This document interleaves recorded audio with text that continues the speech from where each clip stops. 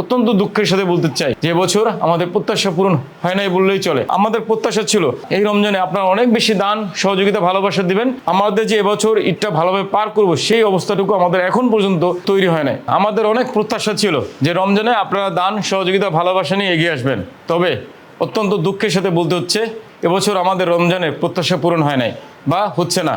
গত 2024-এ পরবর্তী আমাদের প্রতিষ্ঠান খুব খারাপ পর্যায়ে চলতেছে। এই খারাপ পরিস্থিতির মধ্যেও আমরা প্রতিনিয়তই বৃদ্ধ বাবা মাদের, রাস্তায় পড়ে থাকা বৃদ্ধ বাবা মাদের, মানসিক ভারসাম্যহীন বোনদের এবং প্রতিবন্ধী শিশুদের যারা ময়লার ডাস্টবিনের নালা নর্দমায় পড়েছিল তাদেরকে সংবাদ পেয়েছি প্রশাসন, শুভাকাঙ্ক্ষী এবং পুলিশের মাধ্যমে আপনারা আমাদের কাছে পৌঁছে দিয়ে গেছেন, আমরা আশ্রয় দিয়েছি। প্রত্যাশা ছিল আমাদের যত কষ্টই হোক রমজান পর্যন্ত যদি আমরা এই কষ্টটা বহন করে যেতে পারি, আমাদের অভাব অনটনটা বহন করে যেতে পারি বা আমাদের আশ্রয়ের কার্যক্রমটা চলমান রাখতে পারি, শুভাকাঙ্ক্ষীরা রমজানে সাহায্য সহযোগিতা নিয়ে এগিয়ে আসবে, আমরা আবার ঘুরে দাঁড়াবো। কিন্তু সেই পরিস্থিতিটা বা সেই অবস্থা থেকে আমরা কোনোভাবেই উত্তোলন হতে পারি নাই। আমাদের সেই খারাপ পরিস্থিতিটাই রয়ে গেছে। রমজানের আর মাত্র আছে 10 দিন বা 1 সপ্তাহ। এই 10 দিন বা 1 সপ্তাহের মধ্যে যদি আপনারা সহযোগিতা হাত বাড়িয়ে না দেন, আপনারা যদি এগিয়ে না আসেন, তাহলে আমাদের আবারও পুরোটা বছরই খারাপ পরিস্থিতির মধ্যে চলতে হবে।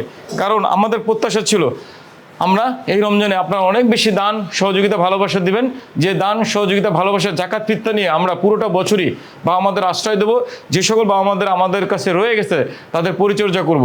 তবে অত্যন্ত দুঃখের সাথে বলতে চাই যে বছর আমাদের প্রত্যাশা পূরণ হয় নাই বললেই চলে। আমাদের যতটুকু সাহায্য সহযোগিতা আসছে সেই সাহায্য সহযোগিতাটা দিয়ে দিনের খাবারটা, দিনের আয়োজনটা বা দিনের যে খরচা সেটাই বহন হচ্ছে। আমরা যে খাবারের মজুত করব, চালের মজুত করব, পোশাকের মজুত করব, ওষুধের মজুত করব বা একটা অর্থনৈতিক অবকাঠামো দাঁড় করাবো বা আমাদের সহকর্মীদের বেতন ভাতার জন্য পুরোটা বছর একটা অর্থনৈতিক কাঠামো আমাদের ব্যাংকে সঞ্চিত বা জমা থাকবে, সেটা সম্ভব হয় নাই।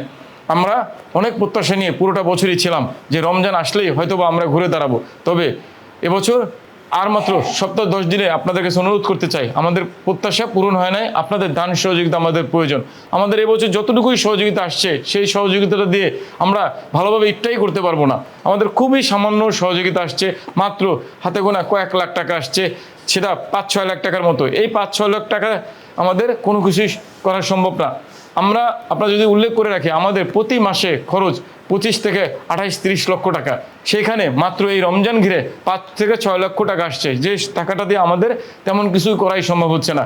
প্রিয় শুভাকাঙ্ক্ষীগণ, আর মাত্র কয়েকটা দিন, এই কয়েকটা দিন আপনাদের কাছে বিনীত অনুরোধ করতে চাই, আমাদের পাশে এসে দাঁড়াবে, চাইল্ডহুড স্কয়ারে বসবাসকারী অজ্ঞাত মানুষের পাশে এসে দাঁড়াবেন, যাদের দুনিয়াতে আপনি আমি আমরা ছাড়া কেউ নাই।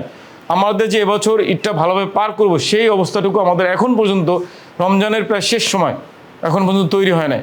বিশেষ করে অনুরোধ করতে চাই প্রবাসী শুভাকাঙ্ক্ষীদের কাছে, যারা বিগত কয়েক মাস আমাদের খাবার দিয়ে সহযোগিতা করে আসছিলেন, আপনাদের কাছে অনুরোধ করতে চাই আপনারা অন্তত এবছরে আপনাদের দান সাদকা ফিতরা জাকাত নিয়ে আমাদের পাশে এসে দাঁড়াবেন।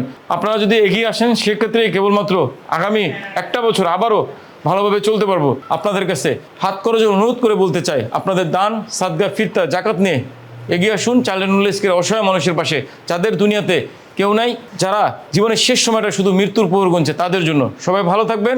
আল্লাহ হাফেজ।